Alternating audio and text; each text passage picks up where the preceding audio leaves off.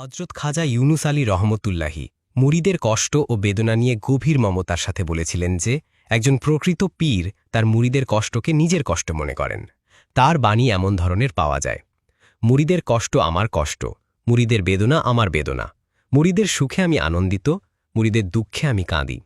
খাজা ইউনুস আলী রহমতুল্লাহির মুরিদের প্রতি মমতা, ত্যাগ এবং ভালোবাসা প্রকাশ করে কিছু অনন্য বাণী ও ঘটনা তুলে ধরা হল। হৃদয়স্পর্শী ঘটনা। মুরিদের পায়ের ছাপের প্রতি স্নেহ ও মমতা।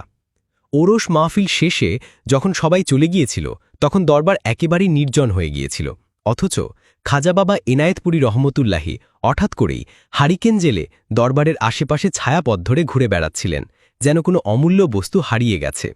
এরপর দেখা যায় তিনি মুরিদের কালের পায়ের ছাপগুলা প্রাণ ভরে স্পর্শ করতে করতে কেঁদছিলেন। আমি তাদের পায়ের ছাপ দেখেই নিজের অন্তর ঠান্ডা করছি।